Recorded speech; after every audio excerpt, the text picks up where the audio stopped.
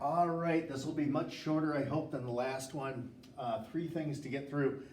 One is to address cartilage, the three types, this type of connective tissue. Two is to kind of explain what it is that I want you to be able to do, what it is I want you to be able to know, how the exam will probably roll out as far as histology goes on Monday of next week. More to come when we get to integument, hopefully very, very soon. Three, I want to try to explain kind of the way I want to put these on YouTube. I want to make sure that they stay in order. So we'll do histology, and then we'll do integument, then we'll do bone, and then we'll do muscle.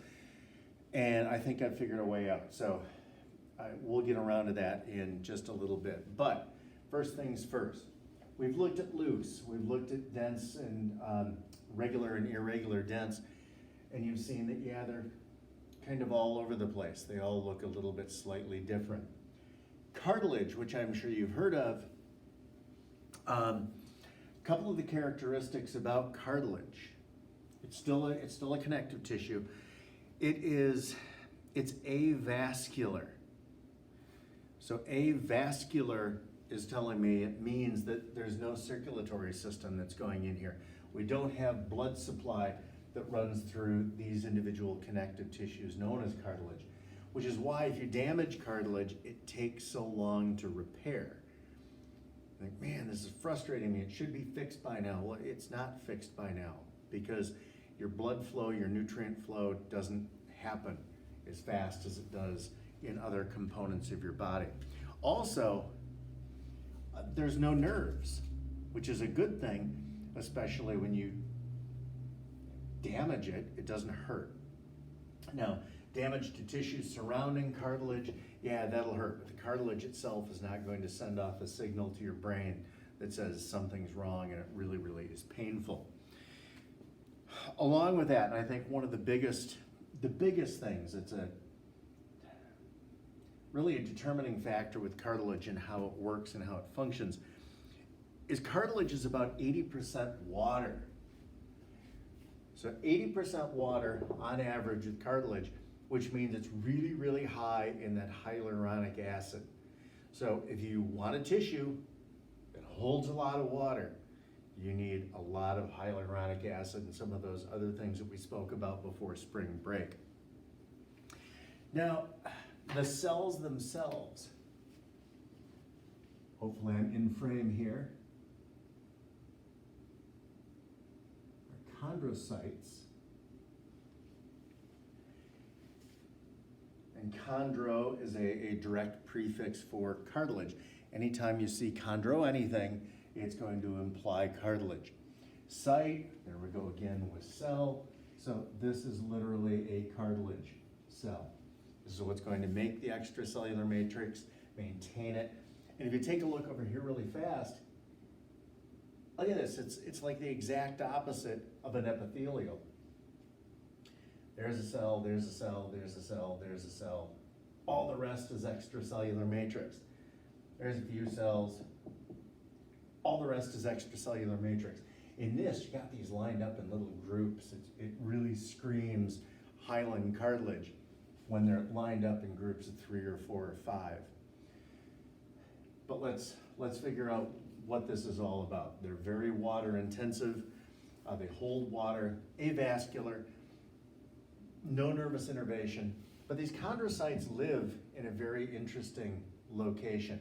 I mentioned this term when we were dealing with bone, and should be no surprise for this. All of me included, all of our skeletons began as cartilage. We had a cartilaginous, if you want to get fancy, skeleton before it ossified into bone. So we saw osteocytes, now we see chondrocytes, but here's the term. It's an N, lacuna, and that's an E. Lacuna are the little, I don't want to use the term cell, but they're the little housing areas that the cells are housed in. In many of these others, the cells are what we consider wandering. They can move around, they float around. Not in something like cartilage, not in something like bone. What we've got in red is a hole.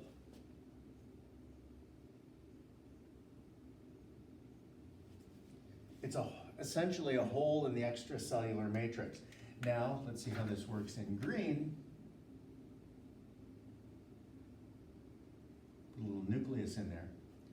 This is our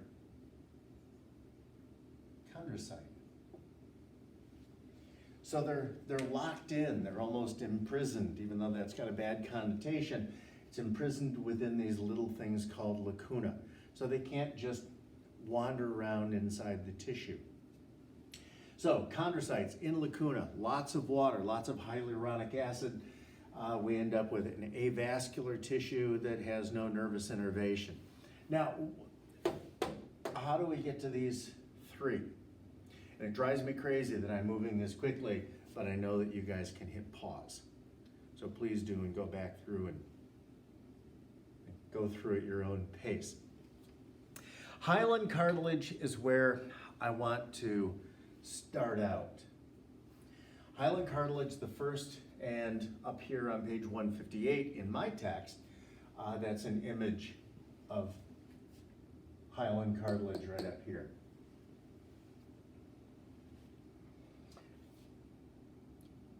Let me think about this for a second.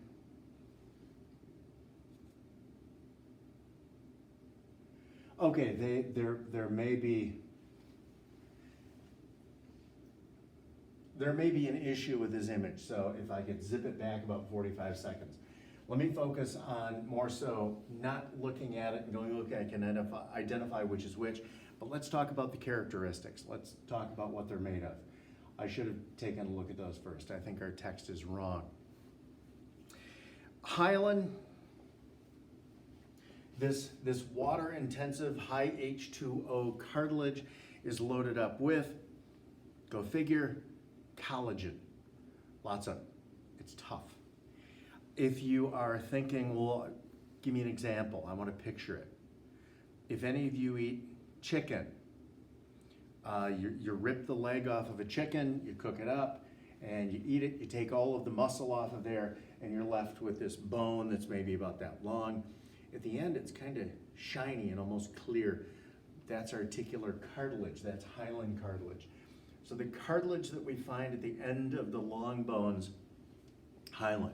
It's nice and tough. It's very tough. Your nose. This portion of the nose that sticks off the front, that's hyaline cartilage. I mentioned a few minutes ago, your embryonic skeleton, same thing. It starts out as hyaline cartilage. So I want hyaline cartilage to be our starting point, our go-to. Just like I used areolar in that last video as kind of our go-to to launch off to the other ones. Two that I want to address is elastic. You might be able to figure out what little change I have to make to hyaline to turn it into elastic. And I'd ask you right now, but you're not here. So let me just tell you, you're still going to have collagen, but all of a sudden you're going to add in a lot of, go figure, elastic fibers. And so now you become more pliable, more stretchy. Okay, give me an example. Where would I find elastic cartilage? On what's called the pinna, P-I-N-N-A, of your ear. When we talk about special senses in a few weeks, we'll talk about hearing, we'll talk about ear and how important it is for this flap out here to be able to draw in sound waves into your inner ear and middle ear. I'm gonna bet if you try and fold over the outer flap of your ear, you can, but if you try and fold over your nose, you can't. Well, there's a reason. Your ear is elastic. It's got a whole lot more elastic fiber in it. There's a perfect real-world example of how, as we change the chemistry of these tissues, we change how they behave. Now, Fibrocartilage, the last one that we have down here. Yeah, disregard those images on page 158. I think they're only going to be misleading for you. Fibrocartilage is a lot like hyaline cartilage. So we'll go right back up to the starting point again. Instead of increasing a lot of elastin, we're going to do a couple of different things with fibro. And I can't really get into specifically what it's going to be. What I'm going to do is I'm going to tell you essentially what it does. What we're going to find as we get into the world of skin and we get into the world of different types of organs, we're going to find that one tissue, like let's say hyaline cartilage,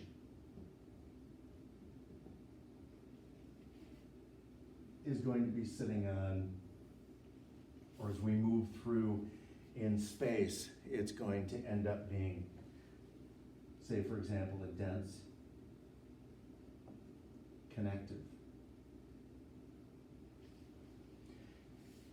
So in some cases, the hyaline cartilage sits right on top of the dense connective, and this area that I've really blown up is really, really tiny. But whether it's a really big area or whether it's a really tiny area, that transition zone is fibro.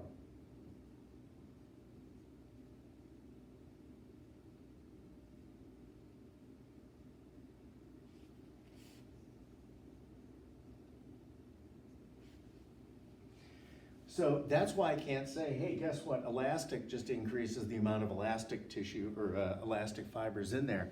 There's more elastin. Fibrocartilage, it depends on what hyaline is transitioning to. It's a transitioning cartilage. So I can't say, hey, here are the characteristics.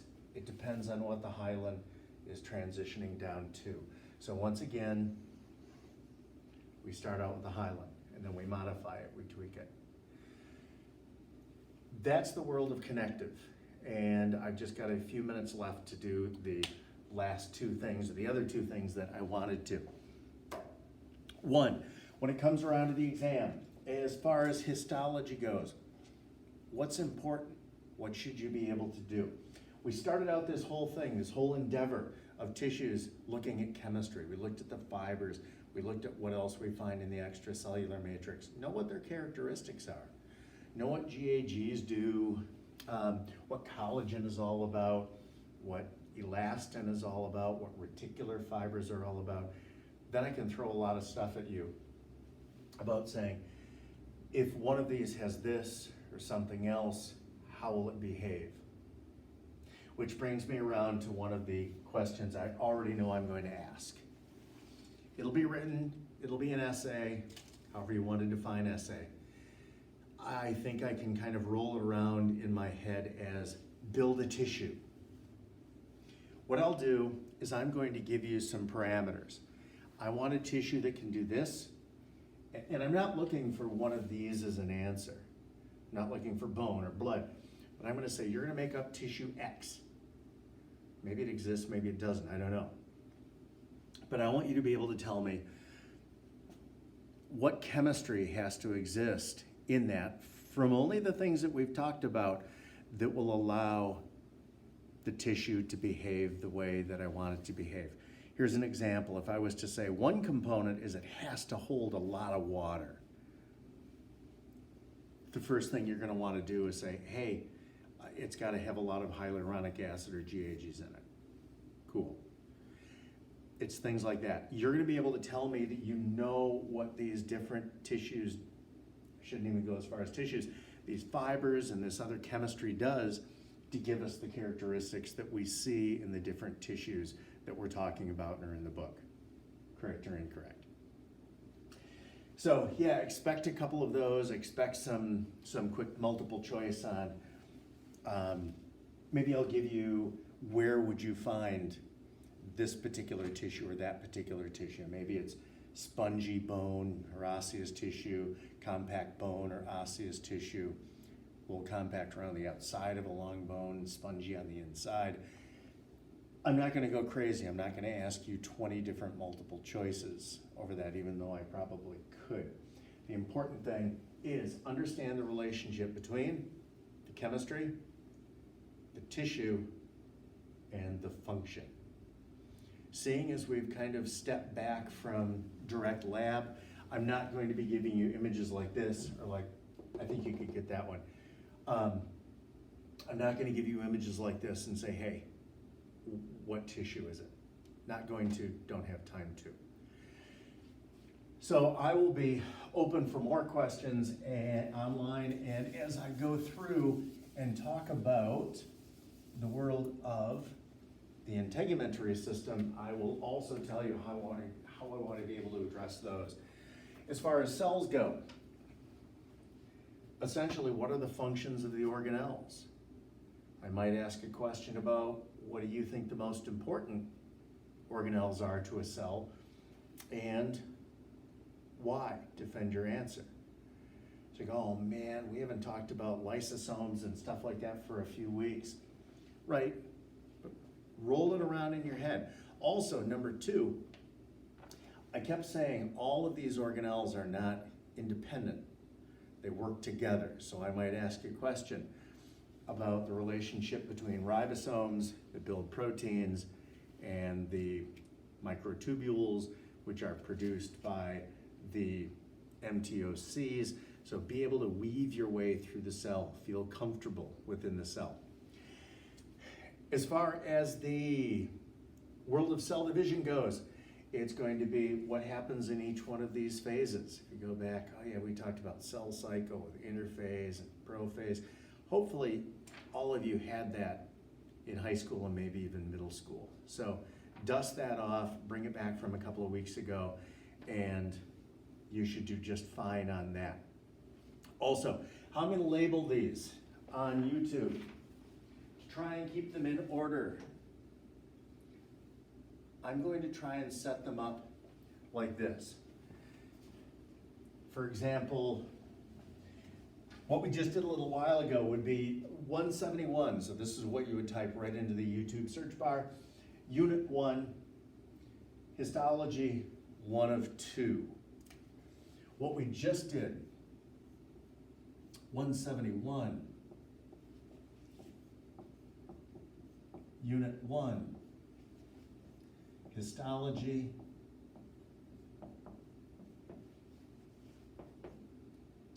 2 of 2. So you'll know just where to find both of those. The reason I'm doing this Unit 1 thing is when we get to integument, it'll be the same thing, except I'll do Unit 2, integument, 1 of 1, 1 of 4, 2 of 4, 3 of 4, 4 of 4. So I want to be able to make sure that you show up on YouTube in order and they're easily accessible for you. So more to come once I get to integument in a little while. So at least this catches us up to where I wanted to be on Monday. I hope this worked. All right, email me with questions.